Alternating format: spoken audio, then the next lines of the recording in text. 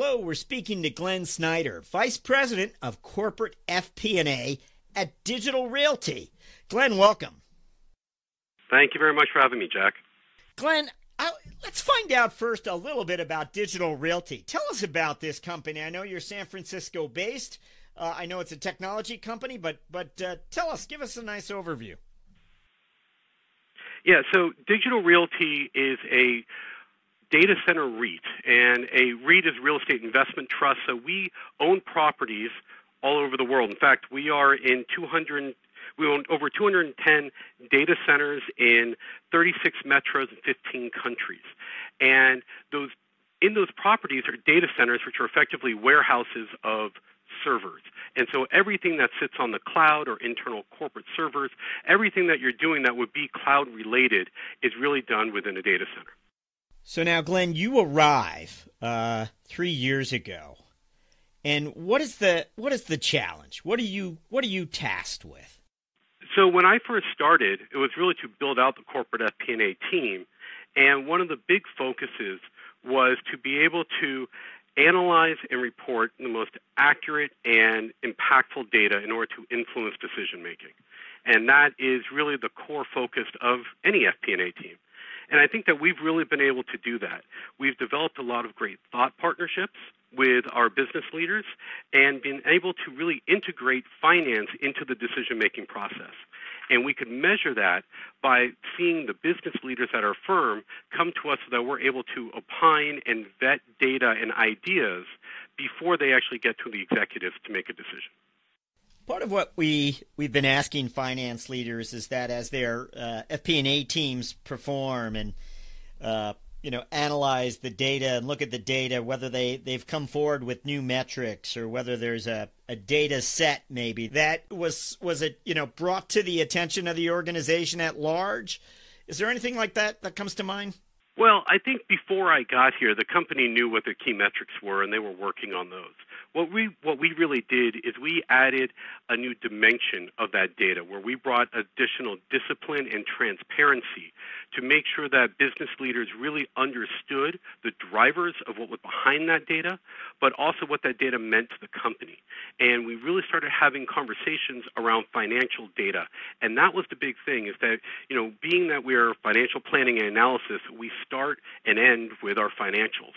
And so that's really the conversation that we're having, is the impact that various business lines have on our revenues, our expenses, our core FFO, which is, of course, a term, funds from operations, that we use in the REIT industry.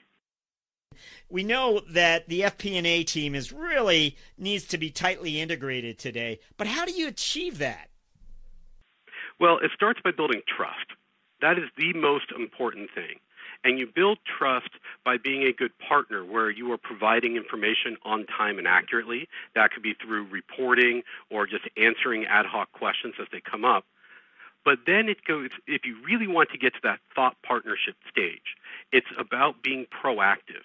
It's about thinking about their business and interacting with the business leaders in a way that you are asking good questions, probing for things, coming up with new ideas to show that FP&A isn't just about, hey, here's your budget variance analysis and here's how you're doing against your budget, but more around, let's talk about where you are today, where you're trying to go, and how we can help you get there. Because finance and FP&A in particular is in a unique spot that we have a certain discipline, but we have that understanding of the financial data and what it's going to take. Because at the end of the day, if you're trying to grow your business, you are going to have to tie it back to financials. What does growing the business mean? It's greater revenue. It could be greater market share. Whatever it happens to be, it requires investment, which is going to be on the expense side. You might be analyzing it based on a return on investment. FP&A needs to be proactive to really build that trust with the business leader and make an impact. Now, can you share with us what parts of the business, and I'm sure the overall business FP&A is influenced, but are there certain parts of the business that FP&A has had influence, let's just say over the last 12 months, here's an area where FP&A really made a thumbprint on the business? Sure. And now the area in particular, I mean, because we're a REIT, we have a couple different aspects to FP&A where we have our property side and we have our corporate side. I manage the corporate side. And so what I would say is really what we have made where we've made our biggest impact is on expense management and looking at identifying economies of scale in the business. One of the things is as you're a growing company, Digital Realty is a growth company, and as we are building and growing, we always are looking at adding more people. And in areas we build a new building, we have to have people to go and man those buildings. What happens is identifying how you get to a point where you could become more efficient at what you're doing. So each time you add something on the top line for revenue, you don't have to add as much on the expense side. And that's really the impact that we've made over the last couple of years, is to really look at how do we become more efficient at what we're doing, and so we could go over and return better results for our shareholders.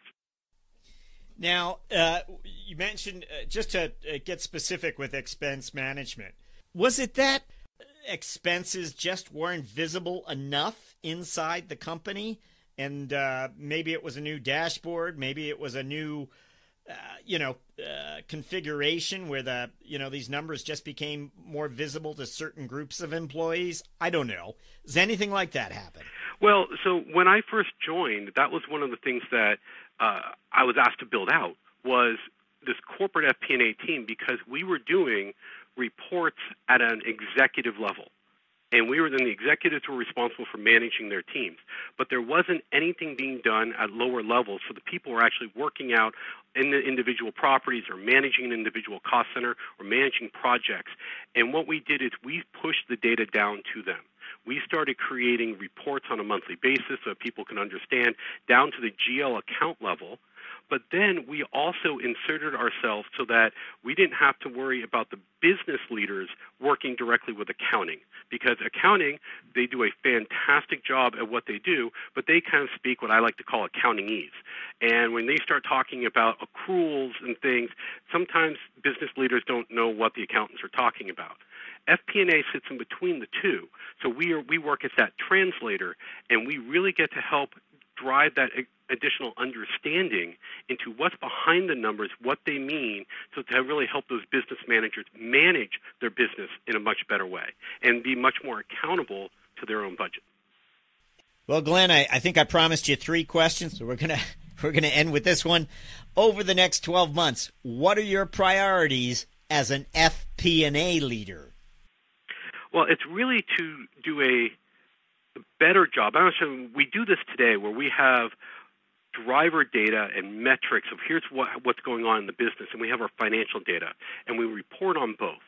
But it's connecting that data, making sure that we're working under similar definitions, but also telling the right stories and making sure that at the end of the day, what we really want to do is be able to tell a story with our financial data. But financial data doesn't drive itself. There are underlying factors to that. You could look and say, well, your commissions expense is over budget. But commissions expense is going to be over budget because sales are typically up, which should also show revenues being higher. That could be because you had a particular promotion around something, or something happened, you landed a large client, those types of things. And it's really going and explaining the full picture of what's going on and not just the one aspect of the budget that you may be talking about in a particular report. So over the next year, one of the things that my team is going to be focused on is really looking at what those business drivers are, how we could start incorporating them better into our reporting, and being able to tell that more complete story. Because when you put the complete story around, you have not only do you have a bigger impact with the business, but you're going to have a much greater impact on the decision-making process to make sure the company's making the best and most informed decisions they can. Glenn Snyder, thank you for joining us on CFO Thought Leader. Thank you for having me.